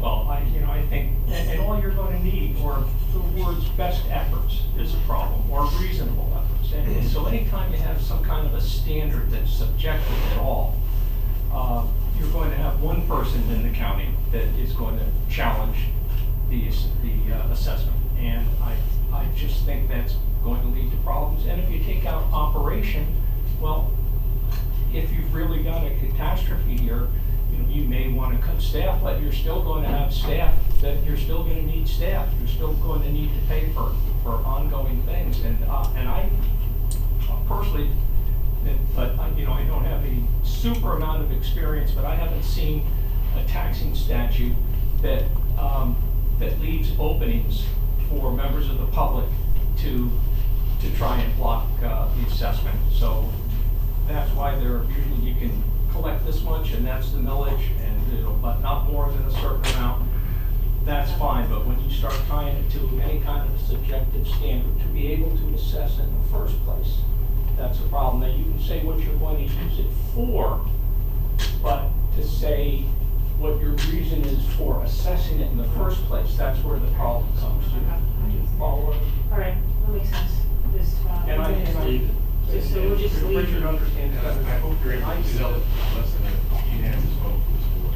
All right, so do we have a motion? So where are we now? So we're gonna leave it and 25% must stay, A quarter of a mil. Or no, quarter mil. the cap is, Cap is gone, just the way it's presented in the document in front of you. okay. Do you think they have a problem with that? I mean, Councilor Gutfield. Again, if we run into the problem, whether it's the chair of the delegation is Rick Roth right now, so whether we run into a problem next week, I have enough sense and will protect you that we won't go down with the ship, we'll just pull it. But I think the argument that we're making before the legislature, which is it's unusable the way it is, you had a Cat 5, there's too much going on that you can risk, not just the economic generator that Commissioner Anderson pointed out, but the role that we serve. We are just like an airport. You just cannot put yourself in a vulnerable situation. And if the delegation and ultimately the legislature says no to that, then we'll pull it out. So we'll pull down the rest of the bill. Okay, so does somebody want to make a motion to approve the change? How will you do that? So, By amendment. By amendment. Either if we get opposition and won't do it next week, then we'll just pull it out at the meeting just so the bill can move forward. But if it happens in Tallahassee, so if one or two members vote against it locally, is it? no, it's a majority at the delegation level. So it's my question, if one or two or three or four or five, because there are about, how many vote?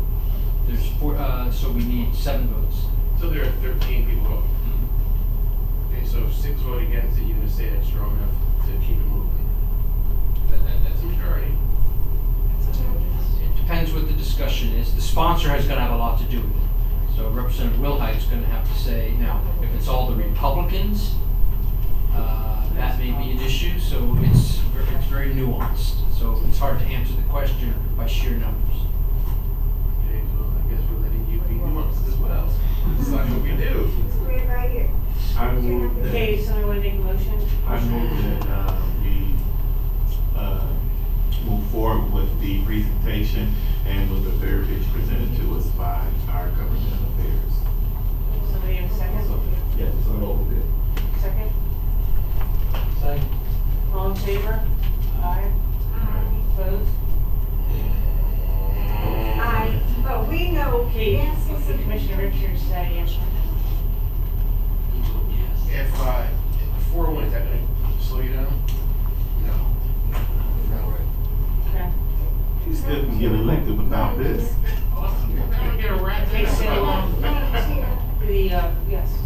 It appears that. Motion passes with Commissioner Richards. Well,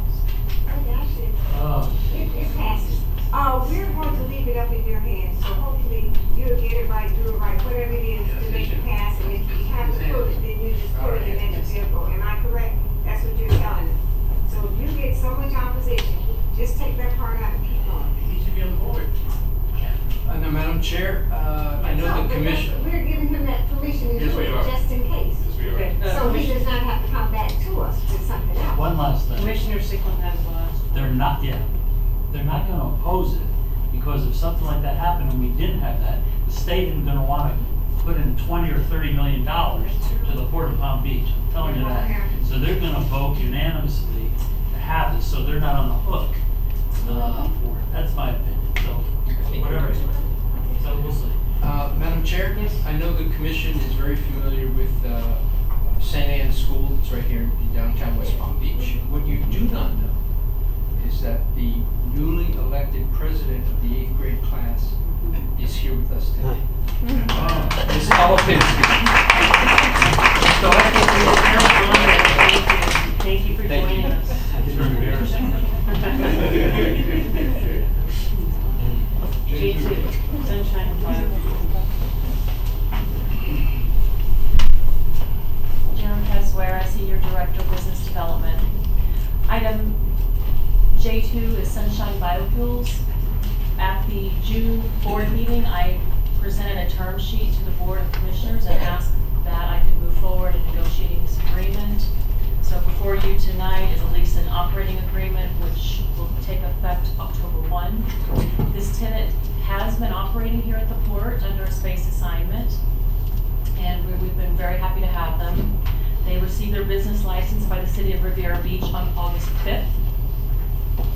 The property that you see identified is a total of 18,423 square feet, or 0.42 acres.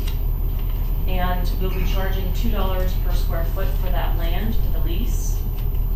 The use will be all portable equipment, portable tanks and portable equipment that will store and distribute biofuel by vessel and rail. The term will initially be a 1-year term. If the guarantees are not met in the first year for the throughput, then they will not have an option to extend. If they do meet the guarantee, they then would have an option to extend for a 2-year term, and then yet another 2-year term after that. Standard CPI increase, 3% minimum, 5% maximum. The annual minimum guarantee for year 1 is 2 million gallons. Years 2 and 3 is 3.5 million gallons per year. And years 4 and 5, if exercised, is 5 million gallons per year. They are responsible for all utilities, as well as the cost to relocate utilities in the event they need to do so. And the financial impact for this property is about $100,000 a year. Question is the minimum, is it exports only? Yes. Or is exports only? Yes. So if I can have your approval of this. Somebody want to second it? Second. All in favor? Under discussion, one quick Sorry. thing. Well, do they anticipate they'll bring more business in? Is that the whole idea?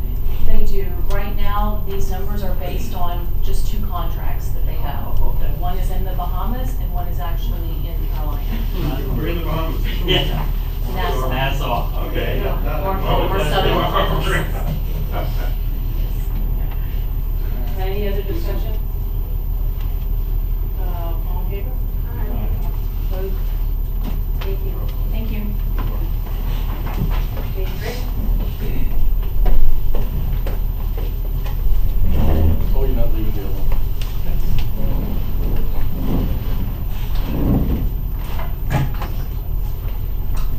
Item J3. I'm here to assist Ron as it being his first meeting, because a lot of this has to do with history. The Berth 1 construction contract was awarded to Johnson Brothers on March 25th, 2019. Awarded was only the base construction and one minor alternative for a water line. Grant funding at that time did not allow for any of the electrical alternatives to be awarded. At the March meeting, the board was informed of this, and we told that when the funding did become available, we would need to proceed to complete the electrical work in order to provide shore power to Berth 1. The bid documents received called for any bids received by the port that would expire in 120 days from receipt.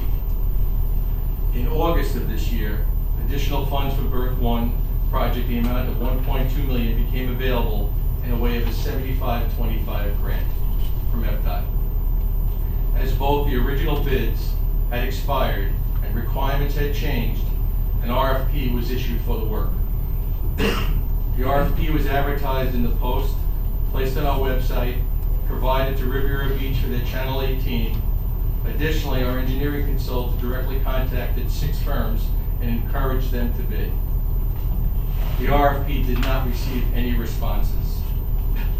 The completion of this work is time sensitive for Berth 1, as we have to turn it over to them by January 1, and shore power will be late as it is. Port management, after consulting with the port attorney, is asking the board for approval to negotiate directly with the construction firm already deployed at the site, Johnson Brothers. The maximum amount for all possible work that was included in the original bids from any one bidder was $1.2 million. Port staff is confident that negotiations will result in a work order that is significantly under this amount. If successful, the change order will be brought to this board in October for the work. If we're unsuccessful, we'd like your permission then to put out an RFP. Move approval, move authorization. Anybody second? Second discussion. Do we have any idea, anyone, Casey, anyone that why no one would bid after 6 people that could do it? Sorry, not that was our bid spec, so who did the bid spec? Oh, there it is. Casey Long, Finley Horn. Thank you for the question. And during the pre-bid meeting, 3 of the contacted folks, actually one that wasn't contacted, actually showed up as well. It was a mandatory pre-bid. They all attended. We did a detailed walkthrough. They made a lot of suggestions of things that made the project challenging. We made a majority of those adjustments in the bid as part of an addendum. One contractor withdrew for technical reasons. One emailed me and withdrew because he wanted a major project and didn't have the manpower to do another large project of this size. And the contractor that was asking the most questions, I spoke with him post-hurricane, and Tans asked him clarity on one of his questions, and he asked for an extension. I told him I don't know that we could give one because of the time frame for this board meeting. And he says, that's okay, I'll still bid the job. Well, needless to say, bid time comes, he didn't submit anything. So that's kind of how it all went down. Unfortunately, since then we'll be making Do you feel confident that Johnson could bid for this to do the work? Well, I feel that there are enough electrical contractors that would be more comfortable working under a prime than as a. So you could, my question is, you could find someone that's capable and come in what we're trying to spend? Based on the pool that's worked at the port before, yes. Commissioner Anderson? Just for transparency, could you provide us with that information? Because if we ever question, because we don't want anything to come back to us of those non-responsive as well as those information of the. Meaning the emails, I'm sorry for interruption, the emails that I received for. Yeah, just to show that, they're declining to bid as well as the non-responsive. Because we would just want to have that just in case anyone wants to come back and question us whether or not, hey, you gave out this sole source, we gave out this. And, so we get it all the time on the everybody's side. So Just for the record. Just for the record. Yeah, that's good, but this happens to us all the time. Yeah. So I told you, but it's amazing, really, if you think about it. But I'm sure we'll get it accomplished. I can provide you the 2 emails that I received. Just, provided the staff, and we'll just keep it for the record. Any other discussion? Thank you. All in favor? Aye. Any opposed? Thank you. Thank you. Thank you very much. New business, budgets? New business.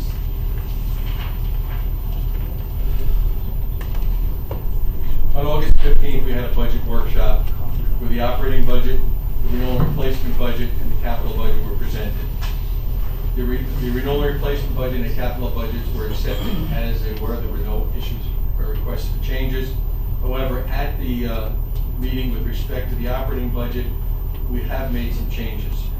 The original net income was $2,090,940. The executive director eliminated the deputy clerk position, and after taking into account all changes because of that, it saved the budget $72,435. A reduction in the general insurance premium, we had estimated it for that. The actual premium came in $18,400 less. At your request, we increased the travel budget by $2,000 per commissioner. The net impact is an increase in the bottom line of $80,835. I'm asking the board to basically adopt an operating budget, adopt the renewal and replacement budget, and the capital budget. Authorize business development expenses to basically at 5.14% with the 5% cap. We're right on target. And adopt a resolution for the 2020 budgets. Somebody wanna make a motion? I'll make a motion to do it. Second for discussion. Okay, Commissioner Richard seconded, and Commissioner Sigmund has a comment. Have we figured in on this budget, anything that could negatively happen on the cruise line? Thank you for bringing that up. In discussions with the executive director, what we'd like to suggest is that you adopt this budget, and if there are significant impacts because of anything that's been going on, I will be back to you before the end of the calendar year with a reforecast. Okay. It gives us time to figure out what's happening. Okay. Any other comments? All in favor? Aye. Opposed? Thank you very much. Thank you. K2. K2, group health insurance. Our current health insurance is expiring on September 30th. We get our health insurance through United Healthcare, MetLife for dental, Guardian for long-term, short-term, and Humana for special. Port management recommends that in 2020, the port continues medical with United Healthcare, remains with all present carriers for all of the needs, with the exception of dental that we move from MetLife to Guardian. These policies will provide exactly the same coverage we have at no additional premium expense in 2019. The fiscal impact would be about $1.1 million, which is already included in the operating budget. I'm requesting the board to approve that Cliff Gehring Insurance place the insurance policies recommended, and that the board commissioners authorize the executive director to sign contract with United Healthcare and with Humana and with Guardian.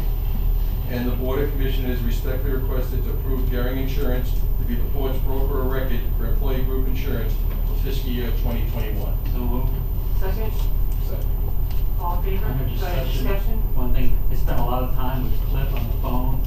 Our coverage is the same or better than we had the last year, so I feel confident that all the employees will be, once again, very pleased with the Cadillac of plans that we have. And considering today's day and age, no increase in medical insurance premiums is an accomplishment. Any other discussion, please? All in favor? Aye. Opposed? Thank you. K3 has to do with the Palm Beach general insurance policies for the years 20 and 21. We secure all of our general insurance via board-appointed broker of record. USI Insurance Services was appointed the broker of record for 2020 by the board last August. The Charlene O'Toole of US Services has negotiated a rate lock on the proposed insurance premiums for a 2-year period. I have to say that she did this when the hurricane was in the Atlantic.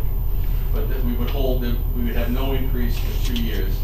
USI recommends that Port agrees that Port should purchase the necessary insurance for the years 2020 and 2021 through the preferred government, PIDGET, for all policies excluding marine liability, P&I hull, marine, and umbrella coverages will be provided by the carriers. The gross premium for these policies is about $522,000, and that, which is slightly less than a 3% increase.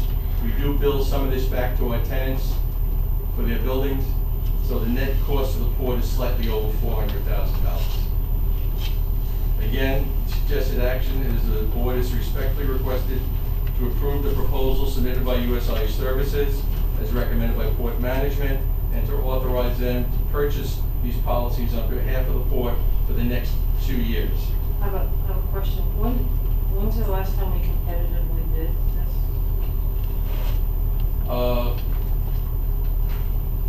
I believe it was about a decade ago. Do you think we should maybe consider, competitive bid? It's the board's pleasure to consider a competitive bid.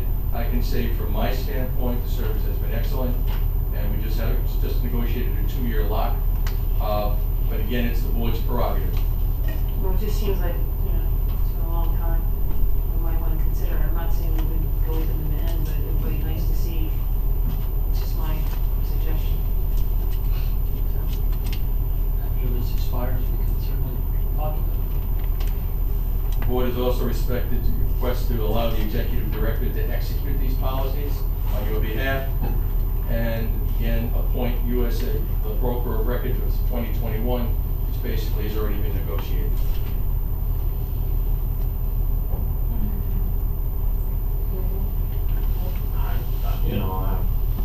I would just suggest that we move forward and the next crack at it, put it out for bid. I agree. Yes, we based on that. Yes. Is that your motion? Yeah, second. Well, you made the motion. Okay.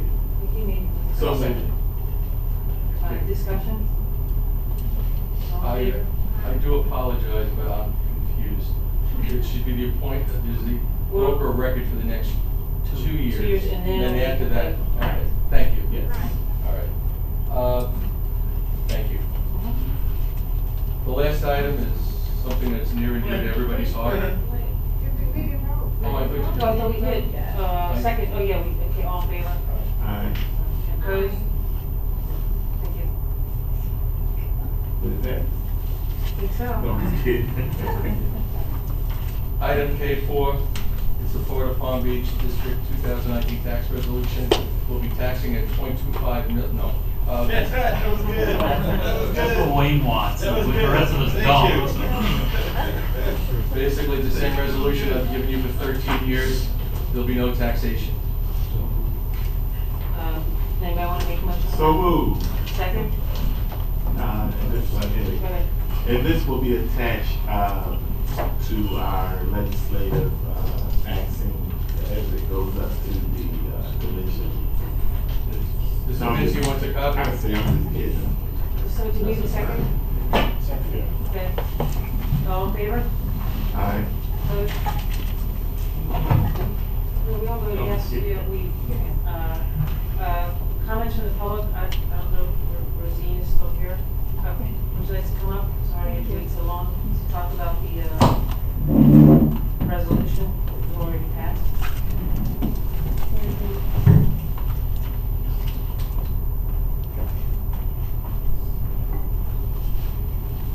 Welcome. Thank you, honorable commissioners. I am Rosine Klein-Brombach, and I have the privilege of serving as the chair of the Palm Beach County Bar Association's Alternative Dispute Resolution Committee. ADR committee member and Haverhill Vice Mayor Lawrence Gordon regrets not being able to join us today.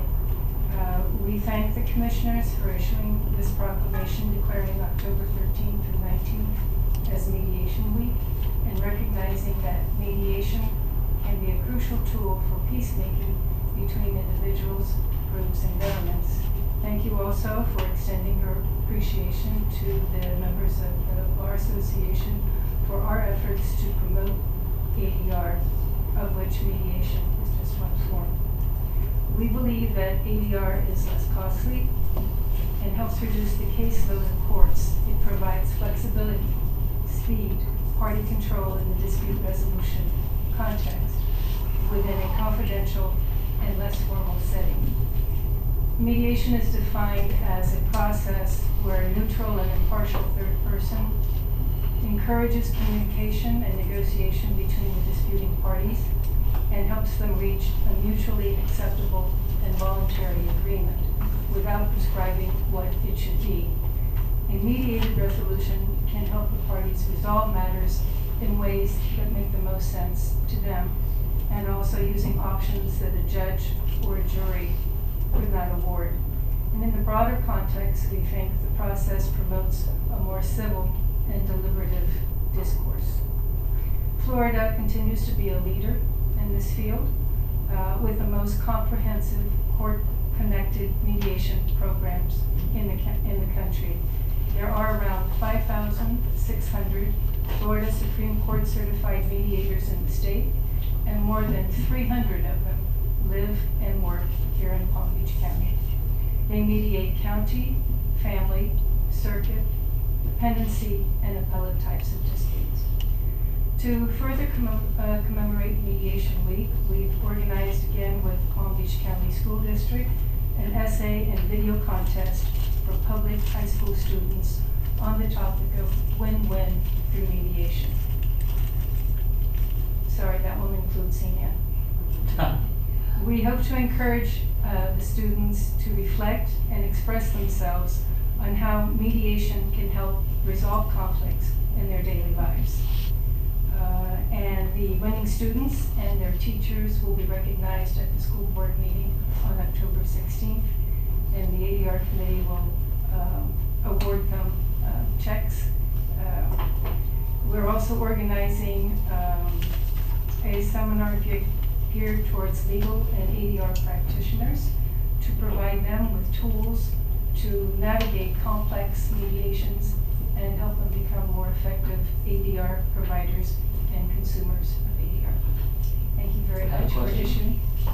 Now, how do you fit in this role? I'm all in favor of this. It sounds like something very worthwhile, but what is your role in this? Are you a mediator, or are you with the group, or how do you? I am the chair of the ADR committee of the Bar Association, so I personally am more in international commercial disputes as an arbitrator.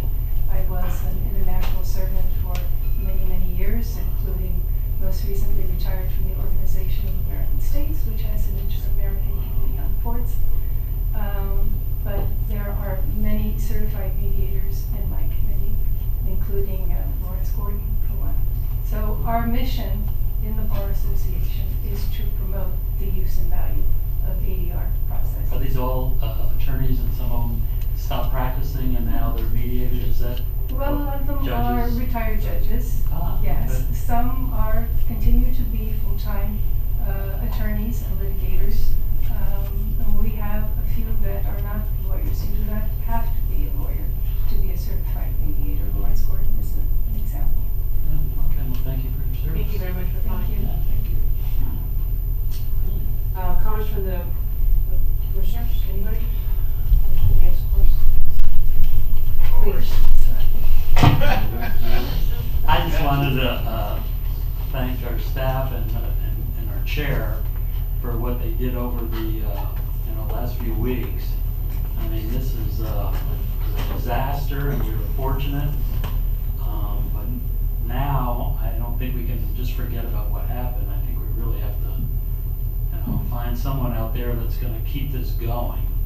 And what happens is that everyone gets gung-ho for a week or so, and then things start dying down. So, but I know Catherine's passionate about this, and I think all the board feels the same way, that whatever we can do to keep this going, and I'm sure Tropical and all our tenants with us feel the same way. So I just wanted to thank them, our staff, especially Catherine, for getting involved, and hopefully we can figure out a solution, which unfortunately is not going to be easy.